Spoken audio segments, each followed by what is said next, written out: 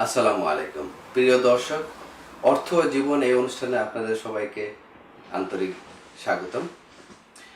অনুষ্ঠানের সাথে আমি মিজানুর রহমান, ও আমার সাথে আছেন আমাদের অতিথি ডক্টর ইমরানুল হক, যিনি ইউনিভার্সিটি অফ ম্যানচেস্টারের একজন অ্যাসোসিয়েট প্রফেসর।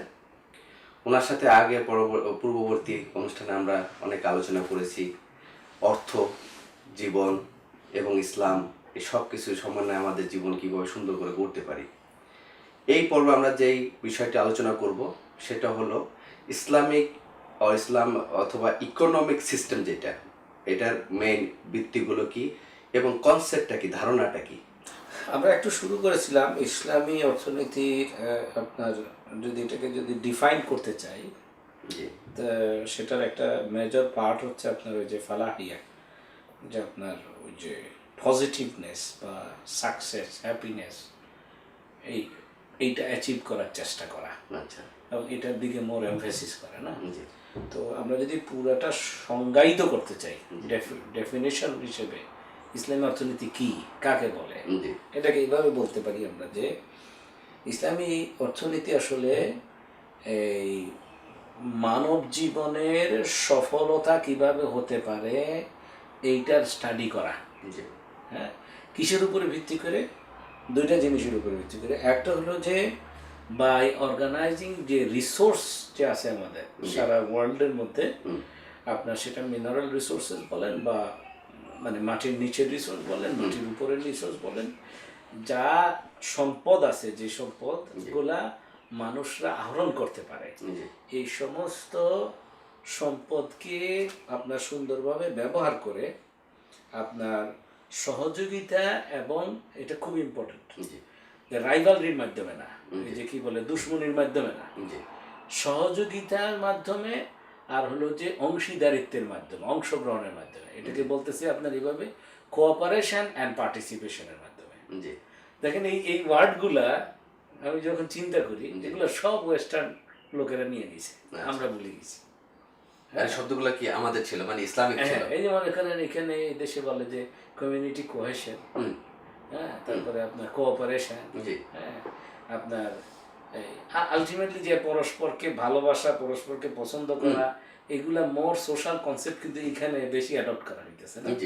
হ্যাঁ, তো তারপরে পার্টিসিপেটরি প্রিন্সিপাল, যে মানে একা একা না করে সবাই মিলে বসে একটু চিন্তা করি যে কমিউনিটিতে উন্নয়ন কিভাবে করা যায়। এইগুলো পুরো জিনিসগুলো আসলে কিন্তু ইসলামী অর্থনীতির মূল কনসেপ্টের ভিতরে। আচ্ছা, হ্যাঁ, তো তাহলে ওভারঅল আমরা যদি এভাবে বলি যে ইসলামী অর্থনীতি একটা বিষয় বা একটা সাবজেক্ট বা একটা ডিসিপ্লিন, যেরকম অর্থনীতি, পুঁজিবাদী অর্থনীতি জাস্ট আমরা বলি অর্থনীতি। অর্থনীতি হচ্ছে, আমরা শুধু অর্থনীতি যদি বলি, তাহলে অর্থনীতি হচ্ছে একটি বিষয় যা কিনা মানুষের কার্যক্রমকে, আপনার এটা অর্থনৈতিক কার্যক্রমকে ব্যাখ্যা করে, আপনার স্টাডি করে। এই আপনার সেগুলো যে গিভেন যে রিসোর্সেস আছে, যে সম্পদ দুনিয়াতে আছে, এই সম্পদ যেহেতু সীমিত, কিন্তু মানুষের চাহিদা হলো অসীম। তো সীমিত সম্পদের ব্যবহারের মাধ্যমে মানব জাতি, মানুষের অসীম চাহিদা কিভাবে মেটানো যায়, এইটার আলোচনা, এইটার পড়ালেখা যেই ডিসিপ্লিনে করা হয় তাকে বলতেছে ইকোনমিক্স বা অর্থনীতি। সুন্দর। হ্যাঁ, কিন্তু এইখানে আর বাকি কিছু নাই। কিন্তু ইসলামী অর্থনীতি একটু আগে পিছিয়ে দুইটা জিনিস জুড়ে দিতেছে। সেটা কিরকম? এটা বলতেছে মানুষের অসীম চাহিদা আর সসীম সম্পদ, সীমিত সম্পদের সমন্বয় করার ক্ষেত্রে প্রথমে খেয়াল রাখতে হবে যে মানুষের সুখ, মানুষের সফলতার দিকে তাকাইতে হবে, এবং এটা করতে হবে হলো সহযোগিতা এবং অংশগ্রহণের মাধ্যমে। বুঝতে পারছেন তো? এই যে আগে পিছিয়ে দুইটা জিনিসকে একত্র করছে, মানব কল্যাণের জন্য, মানব কল্যাণের জন্য। হ্যাঁ, তো এই জিনিসটা মানে পুঁজিবাদী অর্থনীতিতে এটা বাই অ্যাক্সিডেন্ট এটা অর্জন হইতে পারে, কিন্তু এইটা একদম নির্দিষ্ট করা নয়।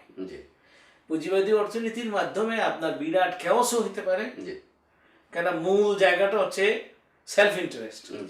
ওখানে কিন্তু তা এত বেশি বদার্ড হওয়ার কথা না যে সকল মানুষের কল্যাণ হবে কি হবে না। কিন্তু এইখানে ইসলামী অর্থনীতিতে এটা একটা বাইন্ডিং ফ্যাক্টর হচ্ছে যে সকল মানুষের কল্যাণ হতে হবে। আচ্ছা আচ্ছা, সকল মানুষের কল্যাণের দিকে একটা রাষ্ট্র ব্যবস্থা থেকে যদি চিন্তা করা হয় যে সারা দেশের সকল মানুষকে অর্থনৈতিকভাবে আমরা কিভাবে উন্নয়ন করতে পারি, অর্থনৈতিকভাবে তাদের কার্যক্রম করার জন্য অ্যালাউ করতে পারি, এটা যখন রাষ্ট্র ব্যবস্থা থেকে চিন্তা করা হয় তখন রাষ্ট্র চিন্তা করতে হবে এই যে তিনোটা জিনিস একত্রে। যদি রাষ্ট্রটা যদি ইসলামী অর্থনৈতিক ব্যবস্থার মাধ্যমে এটা করতে চায়, যে বললাম যে কি যে সকল মানুষের, যেমন বাংলাদেশে হলো 16 কোটি মানুষের সফলতা, 16 কোটি মানুষের সুখ, 16 কোটি মানুষের কল্যাণ। এটা এরকম না যে আমি যে গভর্নমেন্টে আছি, গভর্নমেন্টের যে পার্টি আছে এই পার্টির মানুষের সুখ, এই পার্টির মানুষের কল্যাণ, বাকি পার্টির মানুষের কল্যাণ হোক আর না হোক আমরা কিছু আসা যায় না। পার্টি না হোক, সাধারণ মানুষ, বুঝতে পারছেন তো? অথবা যে আমরা যারা গভর্নমেন্টে আসি, মেম্বার অফ পার্লামেন্টে আসি, হ্যাঁ, আমাদের সুখ, আমাদের শান্তি, আমাদের সফলতা আমরা এনশিওর করি, আর বাকি মানুষ যা হয় হোক কি। এইটা সম্ভব হইতে পারে পুঁজিবাদী অর্থনীতিতে, কারণ ওটার কোনো বাউন্ডারি নাই। কিন্তু এখানে যেহেতু বাউন্ডারি আছে যে না, আপনি যখন চিন্তা করবেন আপনার সকল মানুষের কথা চিন্তা করতে হবে, হ্যাঁ, সকল মানুষের কল্যাণের কথা চিন্তা করতে হবে। সুতরাং পলিসিটা আপনার ওইভাবে নিতে হবে, এবং অ্যাট দি সেম টাইম কোনো গ্রুপিজম করা যাবে না, আপনার সাম্প্রদায়িকতা করা যাবে না, আপনার কোনো রকমের এই যে কি বলে এরা হইলো আপার ক্লাস, এরা হচ্ছে লোয়ার ক্লাস, হ্যাঁ, সুতরাং আপার ক্লাসরা আপার ক্লাসের সাথে সহযোগিতা করবে, লোয়ার ক্লাসরা মানে বাইরে থাকবে,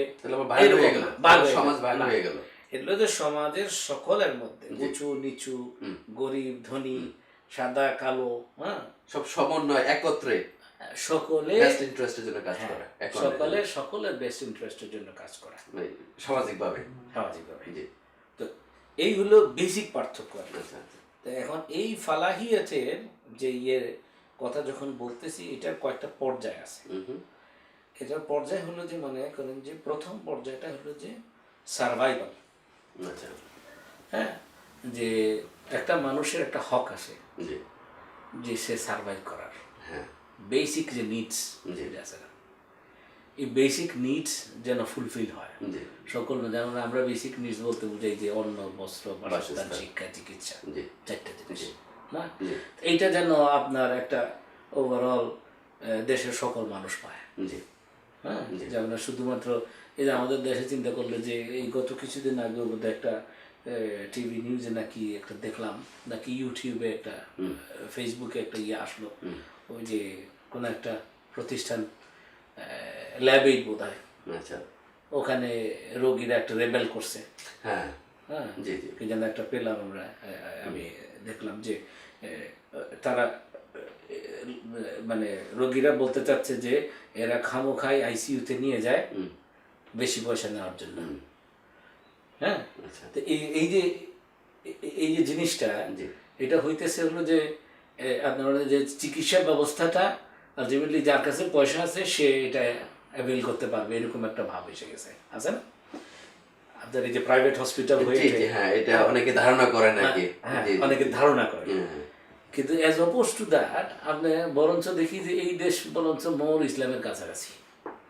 আপনার এই যে ন্যাশনাল হেলথ সার্ভিস NHS, সুন্দর একটা সবার জন্য একটা হেলথের ব্যবস্থা আছে, হ্যাঁ। তো এই জন্য অনেকে তো ইভেন আমাদের দেশ থেকে এসে এখানেও চিকিৎসা করানোর জন্য প্রেফার করে, তাই না?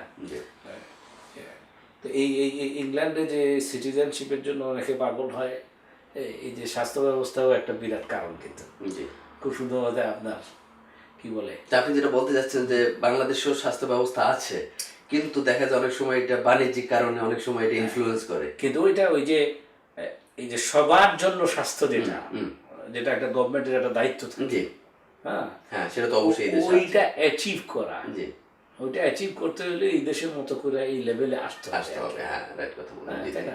এবং ওইটাই কিন্তু ইসলাম করে, পারমিশন দেয়, উৎসাহ করে, হ্যাঁ। আচ্ছা, তো আসলে যে সার্ভাইভালের ফালাহিয়াত আপনার মানে যেন সার্ভাইভাল, যেন সে সুখের মধ্যে থাকে। জি। আচ্ছা, 2 নম্বর লেভেল হচ্ছে যে সে যেন তার সকল চাহিদা, যে গানা এটাকে বলে আর কি, যে এটা সকল চাহিদার থেকে সে যেন মুক্ত হয়।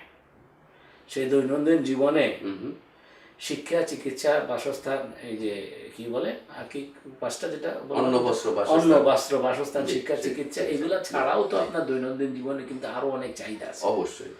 এই সকল চাহিদা যেন মোটামুটি ভাবে সে পূরণ করতে পারে, মানে যেটা আমরা মৌলিক চাহিদা বলি। হ্যাঁ, তো মৌলিক চাহিদার পরের গুলা। আচ্ছা আচ্ছা। হ্যাঁ, আর 3 নম্বর হচ্ছে যে ভেরি ইন্টারেস্টিং, মানে ইসলাম এটা মানে খুব সিরিয়াসলি চিন্তা করে ইজ্জা, আচ্ছা, যে আপনার অনার, প্রেস্টিজ, পাওয়ার, হ্যাঁ, এইটাও যেন প্রত্যেকটা মানুষ যেন, যেমন আল্লাহ কোরআনে বলতেছেন ওয়ালাকাদ কাররামনা বানি আদম, যে আমি বনি আদমকে সম্মানিত করে সৃষ্টি করেছি বা সম্মানিত করেছি। হ্যাঁ, তো এই যে কথাটা আমাদের মধ্যে দেখা যায় কি যে মানুষ মানুষকে বেইজ্জত করে, কিন্তু আসলে বেইজ্জত করা যাবে না। যেমন রাসূলুল্লাহ সাল্লাল্লাহু আলাইহি ওয়াসাল্লাম বলছেন যে কি আপনার এক মুসলমানের রক্ত এবং ইজ্জত আর এক মুসলমানের জন্য হারাম। জি, ঠিক আছে না? দুঃখিত ডক্টর ইমরান, আমরা ছোট্ট একটি বিরতিতে যাচ্ছি, বিরতির পরে আবার ফিরে আসছি। প্রিয় দর্শক, আমরা ছোট্ট একটি বিরতিতে যাচ্ছি, বিরতির পর আবার ফিরে আসছি। আশা করি আপনারা আমাদের সঙ্গে থাকবেন। ধন্যবাদ।